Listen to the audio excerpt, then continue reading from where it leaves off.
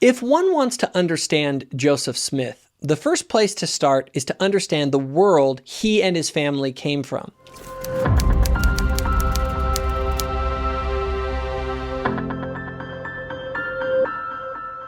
Joseph Smith's family roots are iconic of American history. On his father's side, the Smiths go back to the strict Calvinist Puritans in Massachusetts. Joseph's grandfather, Assail Smith, was a veteran of the American Revolution, and while religious, he turned away from the fire and brimstone Calvinism and embraced a much more liberal Christian Universalist worldview.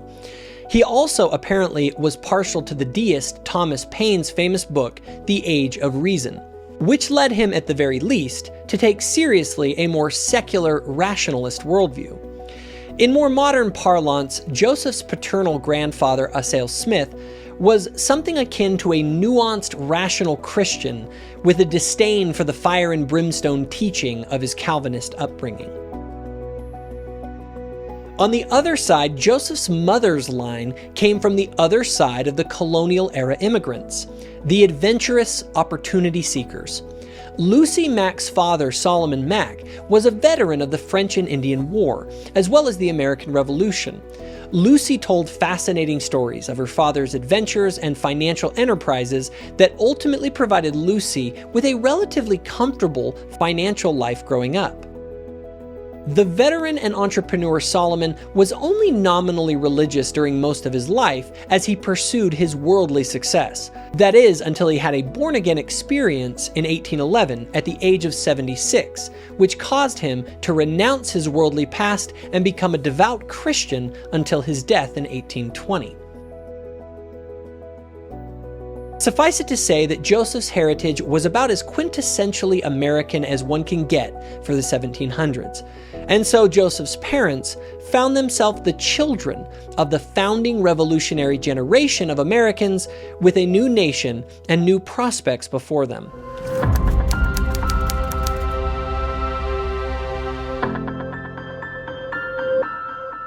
Joseph's parents met in Vermont and were married in 1796.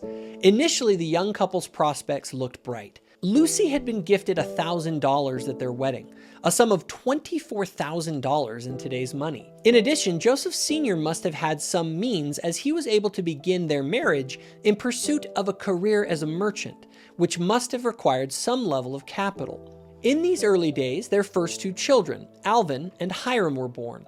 And as the 1800s came into view, the image that should come to mind of Joseph Sr. and Lucy Smith was that of a young middle-class couple with two little boys off to a good start. However, their good start was soon dashed when around 1803, through the dishonesty of a business partner in an international trading venture involving ginseng, Joseph Sr. lost everything. In fact, it may have been that other members of Joseph Smith Sr.'s family had been invested in the venture, and so when the venture failed, it made this failure all the more devastating for the young couple. Suddenly, Joseph Sr. found himself in considerable debt, with a pregnant wife, a 5-year-old Alvin, and a 3-year-old Hiram depending on him. Facing financial ruin, they were forced to sell their farm and use Lucy's $1,000 savings to pay off their creditors. And just like that, the young Smith couple with bright prospects went from middle-class landowners to lower-class renters, working whatever farmland they could for most of Joseph Smith Sr.'s prime working years. For the next 10 years, they moved frequently around Vermont and New Hampshire, working the social connections that they had to find work and get by. During this era, Joseph Sr. would work as a farm laborer in the growing seasons and then as a school teacher in the winter, while Lucy would sell various homemade items that she made. During this time, Lucy was in her late 20s and early 30s, and she brought into the world 4 more children, including Joseph Smith Jr. in December of 1805. The Smiths were an industrious and tight-knit family, and eventually they found some level of stability while living in New Hampshire in 1811. With Alvin now about 13 years old and Hiram around 10, the Smiths began to look toward the education of their children and think of how they might prepare for the future of their family longer term. However, tragedy struck again after 2 years in New Hampshire. Typhoid fever broke out in 1813 in their community, and soon all 7 of the Smith children, ages 1 to 15, were hit by the illness. But the hardest hit was 9-year-old Sophronia.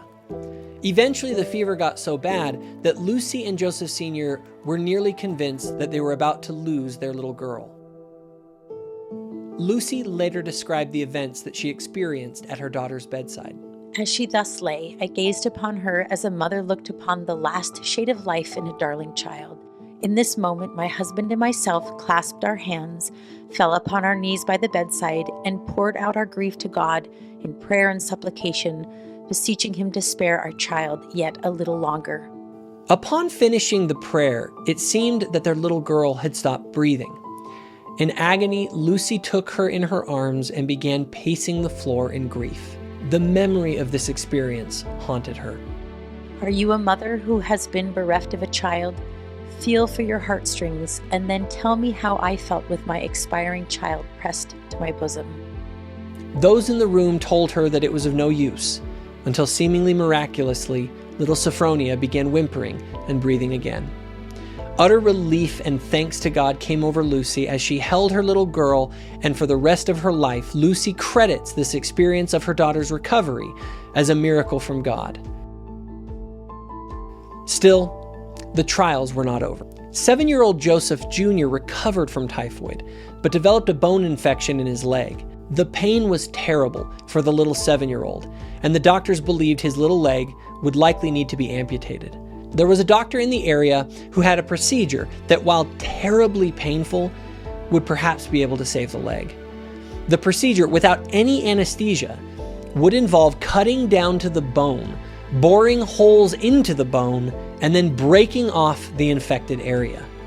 The Smiths were desperate to save Joseph's leg, so they agreed, but were terrified at putting their 7-year-old boy through such an agonizingly painful procedure. Still, they relented. Joseph was held by his father during the procedure. His mother said she could not bear to hear her son's screams, and so she went out of the house, and she later recounted what happened. When they broke off the first piece, Joseph screamed out so loudly that I could not forbear running to him. On my entering his room, he cried out, "Oh, mother, go back, I do not want you to come in." When the third piece was taken away, I burst into the room again, and oh my God, what a spectacle for a mother's eye. The wound tore open, the blood still gushing from it, and the bed literally covered with blood. Joseph was as pale as a corpse, and large drops of sweat were rolling down his face, whilst upon every feature was depicted the utmost agony. Despite this harrowing event, Joseph survived, though from age 7 to 10, he was either unable to walk or in crutches. And for the rest of his life, he had a slight limp. Having survived the typhus epidemic, and with young Joseph in crutches, the Smiths began to try and get back to normal. However, again, their luck could not have been any worse,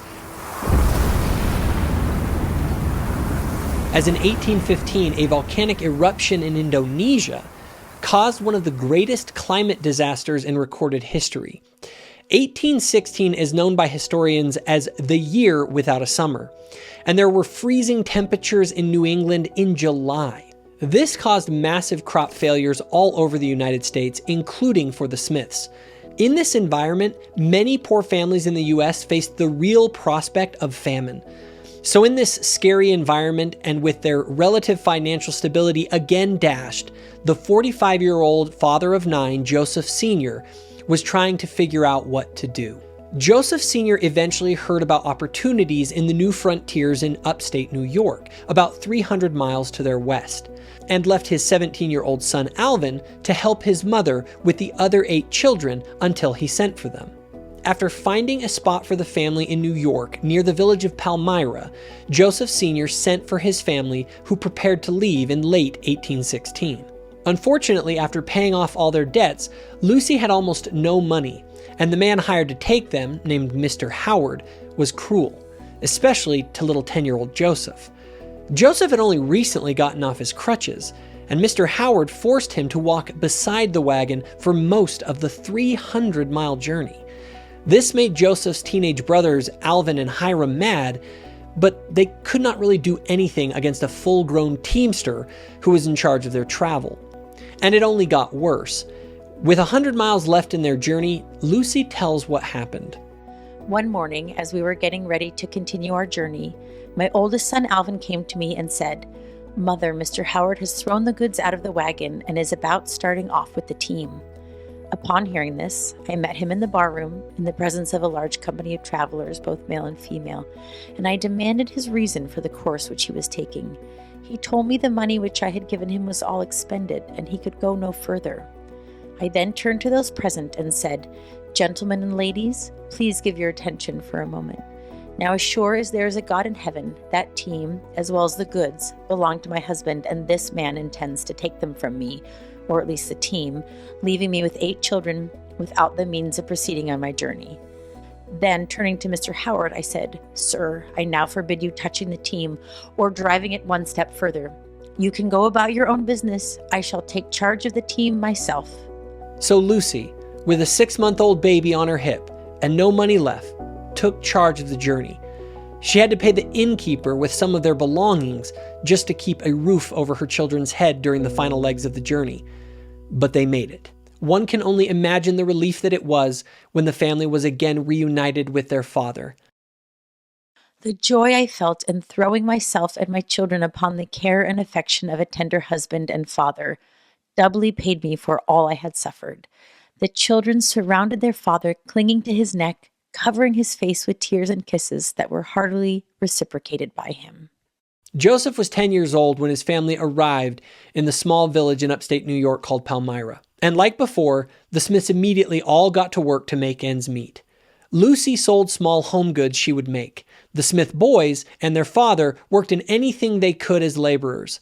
They were a poor family, but they were united and industrious.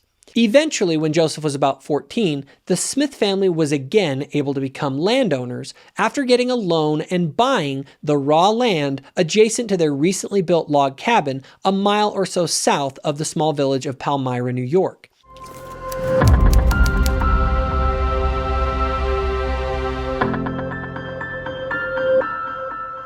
From age 7 to 10, Joseph had been confined to a bed or crutches due to his leg surgery. So it was about this time in New York, between the ages of 11 and 14, as Joseph began to help his father and brothers, that Joseph first began to get out of the house and into the world. Joseph at this time began to encounter the world of ideas and religion, including revivalist events around his new home. In early America, the Revolution and the Enlightenment had both shaken up the world of religion. The rebellious spirit of Americans carried over in some circles into a rebelliousness against organized religion. Joseph's family was in some way typical of this environment. Americans like Joseph's family were still very much Bible-believing Christians, but there were great divisions about organized religions. Joseph Sr. was deeply disillusioned by the organized religions of his day. His father, Assail Smith, had abandoned the strict hell and brimstone Calvinism of his forefathers for a universalism and rational Christianity. Still, Joseph Sr. was a believer who regularly led his family in prayer and study of the Bible. Later in life, Lucy recalled that during this time, her husband had several dreams that deeply affected him as he searched for religious truth. These dreams generally had similar themes that involved Joseph Sr. looking for something but unable to find it. Lucy described these dreams in ways that align very closely with themes in the Book of Mormon, though it's quite possible that her old age recollection of these earlier events were influenced by Lucy's desire to connect her family history with Book of Mormon themes. Regardless, while Joseph Sr. felt dissatisfied with the religions of his day, Lucy felt drawn towards them, perhaps because in her younger years she nearly died. Her near death as a young woman and the near death of her children caused the local preacher's words about hell and the afterlife to hit home for Lucy. Lucy began to worry about the potential need for things like baptism, and thus she felt inclined to seek a church for her family while in New York, and she wanted to bring her children along with her. So Joseph, around the age of 14, found himself in their new little farm in New York in the middle of this environment of religious division, both inside and outside of his home. And Joseph was trying to find his way. And this is really where Joseph's voice enters the story and tells of an unexpected event that changed everything. I was one day reading the Epistle of James. If any of you lack wisdom, let him ask of God, and it shall be given him. It seemed to enter with great force into every feeling of my heart. After I retired into the place where I had previously designed to go, having looked around me and finding myself alone, I kneeled down and began to offer up the desires of my heart to God. I cried unto the Lord for mercy, for there was none else to whom I could go to obtain mercy. It was the first time in my life that I had made the attempt to pray vocally. Oh God. Immediately, I was seized upon by some power which entirely overcame me, and had such astonishing influence over me as to bind my tongue, so I could not speak. My mind filled with doubts and all manner of inappropriate images. It seemed to me, for a time, as if I were doomed to sudden destruction, but exerting all my powers to call upon God to deliver me. Lord, My mouth was open, have mercy on me. and my tongue liberated. Forgive me.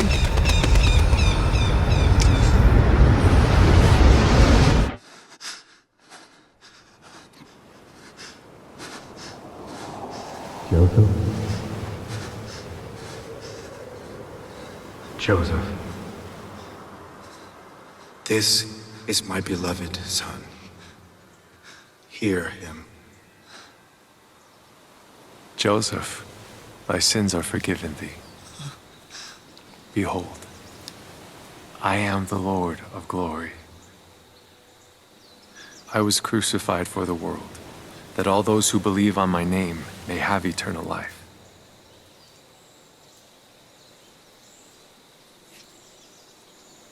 The world lieth in sin.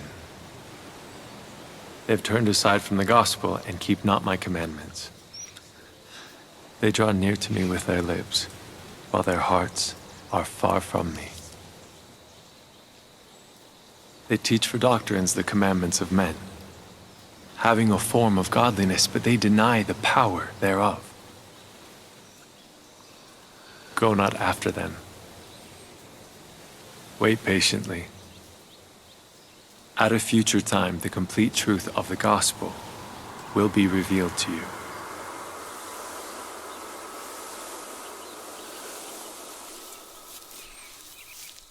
When the light had departed, I had no strength. And I had actually seen a light, and in the midst of that light I saw two personages. And they did, in reality, speak to me. I knew it, and I knew God knew it. And I could not deny it. After this vision, Joseph was probably in some ways dumbfounded and not exactly sure what to make of it. The 14-year-old Joseph likely interpreted the experience through the lens familiar to him. Born-again experiences involving visions were not something totally foreign in Joseph's context. Joseph was careful about telling others about this experience, but he did recount his experience to a local preacher who gave him a cold reaction, saying that such things had ended with the apostles in the Bible. Still, in trying to interpret his experience, Joseph likely felt he had an experience akin to what others in the world described as being born again. So he initially spoke of his experience in those terms. However, with subsequent events, Joseph came to realize the full import of what had happened to him that spring morning in 1820.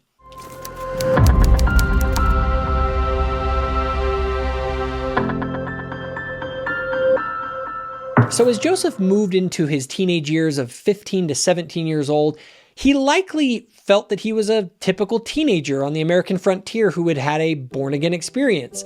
And when not at work on the family farm, he was probably looking for friends among the local youth in his area.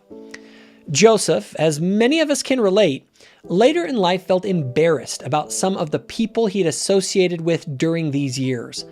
He later recalled, during the space of time which intervened, I was left to mingling with all kinds of society. I frequently fell into many foolish errors and displayed the weaknesses of youth, which, I am sorry to say, led me into diverse temptations. In making this confession, no one need suppose me guilty of any great or malignant sins. A disposition to commit such was never in my nature, but I was guilty of levity, and sometimes associated with jovial company.